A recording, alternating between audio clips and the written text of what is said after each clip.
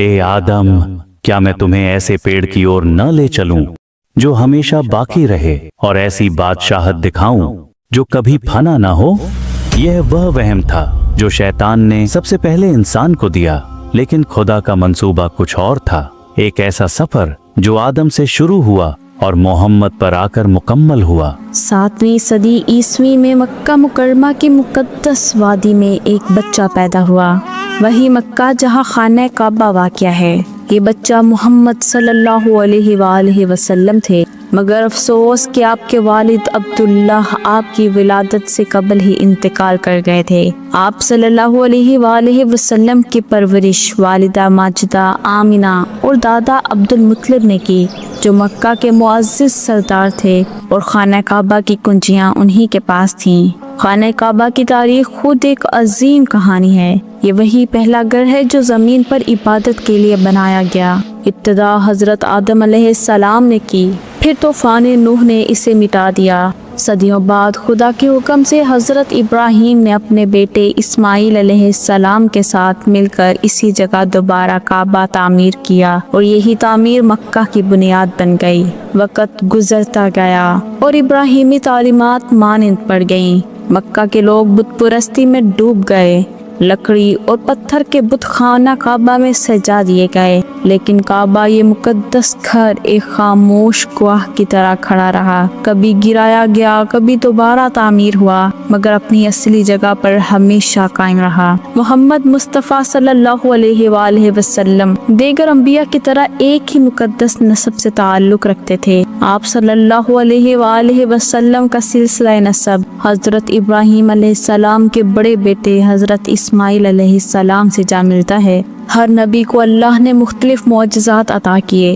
حضرت داؤد علیہ السلام لوہے کو نرم کر سکتے تھے، حضرت موسیٰ علیہ السلام نے سمندر کو چیر دیا، حضرت عیسیٰ علیہ السلام نے 55 میں کلام کیا اور مردوں کو زندہ کیا۔ حضرت محمد صلی اللہ علیہ وآلہ وسلم کو بھی بے شمار معجزات عطا ہوئے، بلکہ کچھ معجزات تو آپ صلی اللہ علیہ وآلہ وسلم کی ولادت سے پہلے ہی ظاہر ہو گئے۔ اس وقت مکہ ایک تجارتی شہر تھا جہاں بتوں کی پوجا عام تھی۔ خانہ کعبہ جو اللہ کی وحدانیت کے لیے بنایا گیا تھا، بتوں کا مسکن بن گیا تھا، مگر اپنی تاریخ اور تقدس کے باعث وہ جگہ اب بھی سب کے لیے خاص تھی۔ یمن کا حکمران ابرہہ خانہ کعبہ کی شہرت سے حسد کرتا تھا۔ اس نے یمن میں ایک عظیم و شاندار عبادت گاہ بنائی تاکہ لوگ وہاں حج کرنے آئیں، مگر ناکام رہا۔ آخر اس نے فیصلہ کیا کہ مکہ پر حملہ کرے اور کعبہ کو تباہ کر دے۔ اس نے 60,000 سپاہیوں اور ہاتھیوں کی فوج تیار کی۔ مکہ کے لوگ خوف زدہ ہو گئے اور کعبہ کو چھوڑ کر پہاڑوں میں پناہ لے لی، لیکن جب لشکر مکہ کے قریب پہنچا تو ہاتھیوں نے آگے بڑھنے سے انکار کر دیا۔ انہیں جتنا مارا پیٹا گیا وہ کعبے کی طرف قدم نہ بڑھاتے۔ پھر آسمان پر پرندوں کا ایک بڑا جھنڈ نمودار ہوا۔ ہر پرندے کی چونچ اور پنچوں میں چھوٹے پتھر تھے۔ انہوں نے لشکر پر یہ پتھر برسائے۔ فوج میں بھگدڑ مچ گئی، گھوڑے اور ہاتھی سپاہیوں کو روندنے لگے اور پوری فوج ہلاک ہو گئی۔ اس طرح اللہ نے بغیر کسی انسانی مزاحمت کے خانہ کعبہ کو محفوظ کر دیا۔ انہی دنوں اسی سال مکہ میں ایک خاص رات کو ایک خاص بچہ پیدا ہوا، محمد صلی اللہ علیہ وآلہ وسلم۔ آپ صلی اللہ علیہ وآلہ وسلم کی پیدائش عجیب و غریب نشانیوں کے ساتھ ہوئی۔ آپ صلی اللہ علیہ وآلہ وسلم کی والدہ آمنہ نے نہایت آسان اور خوشگوار ولادت پائی۔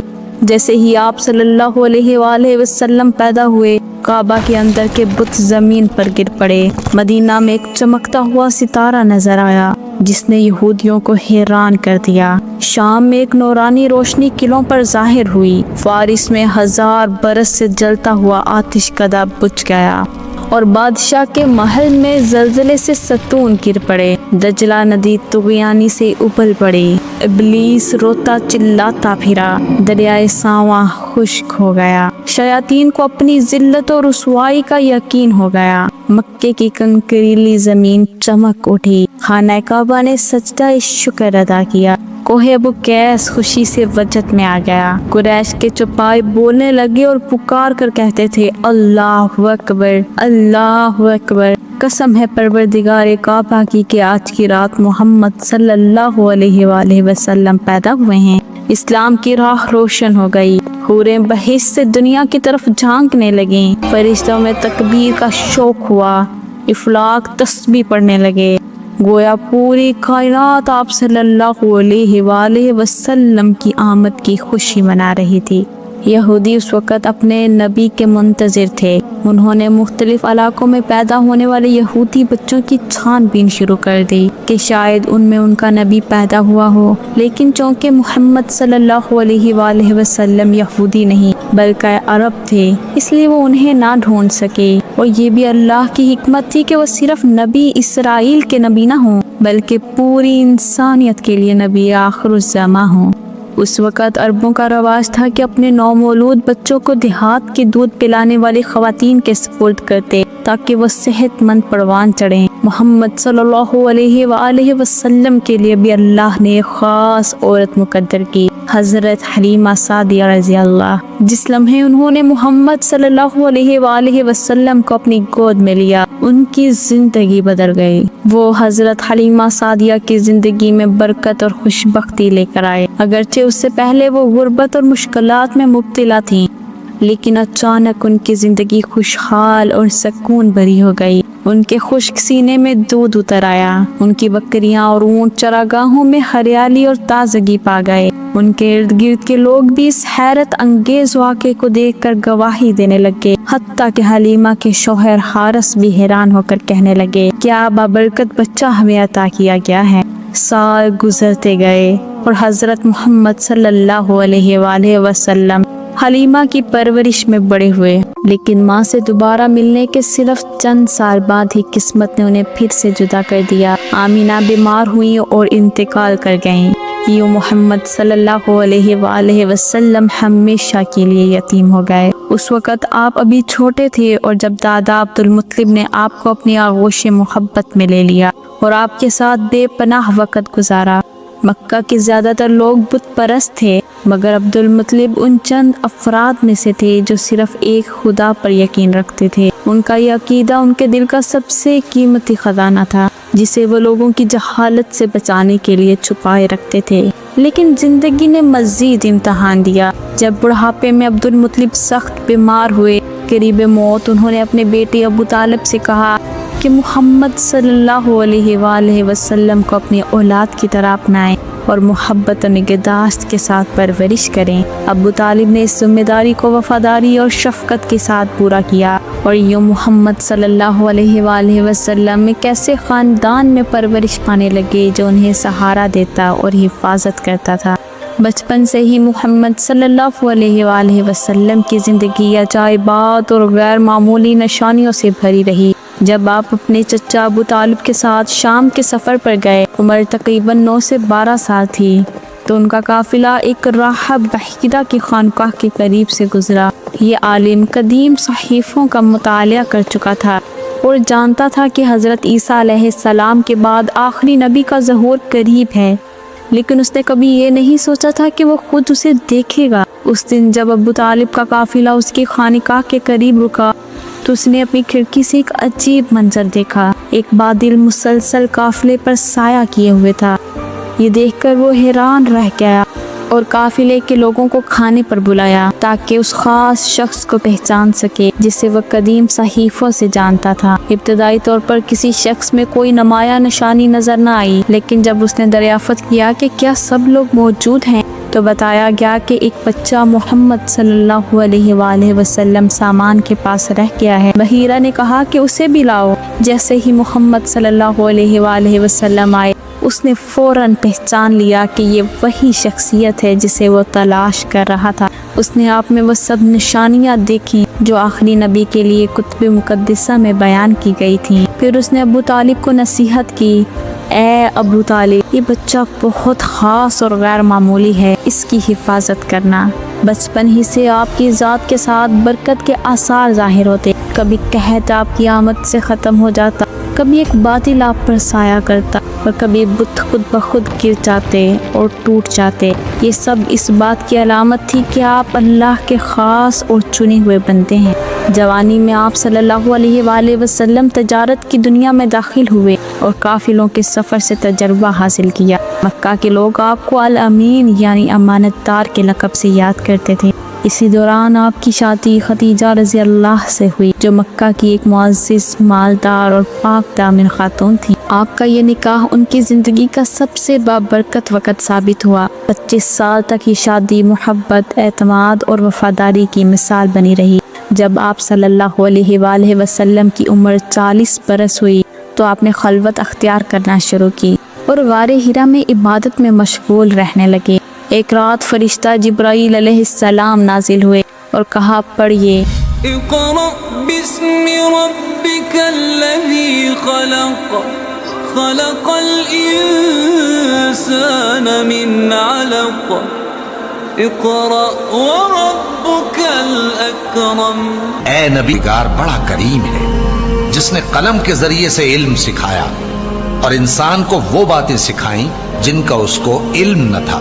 ये वही आपकी नबूवत की इब्तिदा थी। इसके बाद मुसलसल आयात उतरने लगीं जो कुरान पाक की सूरत में जमा हुई।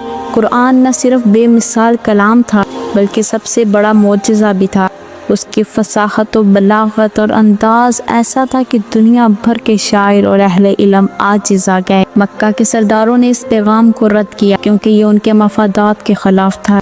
कुरान गुलामी के खात्मे, औरतों को वरासत के हकूक देने, सब इंसानों की बराबरी और बुत परस्ती छोड़ने का हुक्म देता था। ये बातें कुरैश के सरदारों को सख्त नागवार गुजरी। वो इस्लाम के फैलाव को रोकने लगे, लेकिन मोहम्मद सल्लल्लाहु अलैहि वसल्लम के मानने वालों की तादाद बढ़ती गई। कुफार ने जिद में आपसे कहा, अगर तुम सच्चे नबी हो तो हमें कोई मौजज़ा दिखाओ, चांद को 2 टुकड़े कर दो। उन्हें यकीन था कि यह नामुमकिन है, मगर अल्लाह के हुक्म से आप सल्लल्लाहु अलैहि वसल्लम ने चांद की तरफ इशारा किया और लोगों ने अपनी आंखों से देखा कि चांद 2 हिस्सों में तकसीम हो गया। एक अजीम मौजज़ा था, लेकिन कुफार फिर भी ईमान न लाए और अपनी जिद और तकब्बुर पर कायम रहे। मगर तारीख का धारा हमेशा के लिए बदल चुका था। मोहम्मद सल्लल्लाहु अलैहि वसल्लम अल्लाह के आखिरी नबी थे और उनके जरिए हदायत का चिराग पूरी दुनिया में रोशन होना था। चांद टूटकर बिखरने लगा। अगरचे मक्का के मुशरिकीन ने अपनी आंखों से इस अजीम मौजज़े को देखा, लेकिन उनके दिलों पर कोई असर न हुआ। उन्होंने अपनी जिद और हठ धर्मी पर कायम रहते हुए इस्लाम कबूल करने से इनकार कर दिया, हालांकि उससे पहले वो वादा कर चुके थे। ये बिल्कुल इसी तरह था जैसे हज़रत मूसा अलैहिस्सलाम ने अपनी लकड़ी की लाठी को अल्लाह के हुक्म से जिंदा अज़दहा बना दिया था, लेकिन कुफ़ार ने इसे भी जादू कहकर रद्द कर दिया। मक्का के काफिरों ने भी नबी अकरम सल्लल्लाहु अलैहि वसल्लम के इस अजीम मौजज़े को जादू करार देकर इनकार कर दिया। यही रवैया इनकार करने वालों का हमेशा से अंबिया के साथ रहा। लेकिन चांद का शक होना महज एक मुकामी वाक़या न था। इस रात ये मंजर दुनिया के मुख्तलिफ खित्तों में देखा गया। भारत के कदीम रवायत में जिक्र है कि जनूब हिंद के बादशाह शकरोती फरमा ने अपनी आंखों से यह मंजर देखा। बाद में जब उन्हें खबर मिली कि अरब में एक नबी जाहिर हुए हैं जिन्होंने चांद को 2 हिस्सों में तकसीम किया है, तो वो उस वाक़े से नहायत मुतासिर हुए। उन्होंने तहकीक की, वाक़यात पर गौर किया और बिला आखिर इस्लाम कबूल कर लिया। कहा जाता है कि इस वाक़े ने बरसगीर में इस्लाम के पहले मरकज़ की बुनियाद रखी और यहाँ के लोगों और तारीख़ पर देर पा असर छोड़ा। ताहम चांद के शक होने का ये मौजज़ा नबी अकरम सल्लल्लाहु अलैहि वसल्लम की ज़िंदगी का आखिरी मौजज़ा न था। वक़्त गुज़रता गया, इस्लाम फैलता गया, मुसलमानों की तादाद बढ़ती गई। जब कुरैश ने देखा कि इस्लाम दिन ब दिन फैल रहा है और लोग रसूलुल्लाह सल्लल्लाहु अलैहि वसल्लम पर ईमान ला रहे हैं, तो उन्होंने फैसला किया कि बनी हाशिम और तमाम मुसलमानों का मुकम्मल सोशल बाइकाट किया जाए। इस मकसद के लिए उन्होंने एक तहरीरी मुआहिदा तैयार किया जिस पर मक्का के बड़े बड़े सरदारों ने दस्तखत किए। इस मुआहदे के मुताबिक मुसलमानों और बनी हाशिम के साथ कोई खरीद फरोख्त नहीं करेगा, उनसे कोई रिश्तेदारी या निकाह नहीं करेगा, उनके साथ मेल जोल या बातचीत नहीं करेगा, यहाँ तक कि उन्हें खाना और पानी तक नहीं पहुँचाया जाएगा। ये मुआहदा काबा के अंदर लटका दिया गया। اس کے نتیجے میں رسول اللہ صلی اللہ علیہ وآلہ وسلم، حضرت ابو طالب، حضرت خدیجہ رضی اللہ عنہ اور تمام بنی ہاشم کو مجبوراً شعب ابی طالب ایک تنگ وادی میں پناہ لینا پڑی۔ وہاں 3 سال تک شدید مشکلات رہیں۔ بھوک اور پیاس کی شدت سے بچے روتے رہتے تھے۔ کئی دن تک کھانے کو کچھ نہیں ملتا تھا۔ لوگ درختوں کے پتے اور چمڑے ابال کر کھانے میں مجبور ہو گئے۔ اسی دوران اللہ تعالیٰ نے اپنے محبوب صلی اللہ علیہ وآلہ وسلم کو خبر دی کہ یہ معاہدہ دیمک کھا گئی ہے اور صرف اللہ کا نام باقی رہ گیا ہے۔ قریش نے معاہدہ کعبہ سے لا کر کھولا تو سب حیران رہ گئے۔ واقعی معاہدے کے تمام الفاظ مٹ چکے تھے اور صرف اللہ کا نام باقی تھا۔ معجزہ دیکھ کر کچھ سرداروں کے دل نرم پڑ گئے اور انہوں نے اس مقاطعے کو ختم کر دیا۔ یہ مسلمانوں کو اللہ تعالیٰ کی مدد سے اس سخت آزمائش سے نجات ملی۔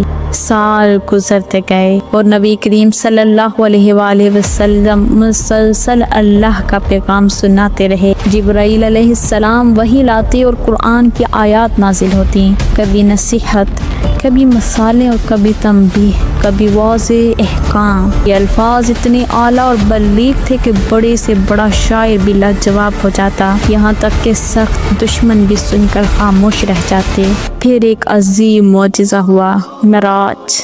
ایک رات نبی اکرم صلی اللہ علیہ وآلہ وسلم کو ایک خاص سواری براق پر مکہ سے بیت المقدس لے جایا گیا۔ وہاں سے حضرت جبرائیل علیہ السلام کے ساتھ آپ آسمانوں کی طرف چڑھے۔ یہ محض بادلوں کے اوپر کا سفر نہ تھا، بلکہ کائنات اور اس کے قوانین سے ماورا ایک جہاں کی سیر تھی۔ ایک مقام پر جبرائیل علیہ السلام رک گئے اور کہا، یا رسول اللہ، اگر میں اس سے آگے بڑھا تو جل جاؤں گا، اب آپ کو اکیلے جانا ہوگا۔ نبی اکرم صلی اللہ علیہ وآلہ وسلم آگے بڑھے، 7 آسمانوں کو طے کیا، فرشتوں اور انبیاء سے ملاقات کی، ایسے مناظر دیکھے جو انسانی عقل سے بالکل باہر ہیں۔ آپ بیت المعمور تک پہنچے، جہاں لاتعداد فرشتے اللہ کی عبادت کرتے ہیں جیسے انسان زمین پر کعبے کا طواف کرتے ہیں۔ پھر آپ سدرۃ المنتہا تک پہنچے جو حد کائنات ہے، جہاں سے آگے کوئی نہیں جا سکتا۔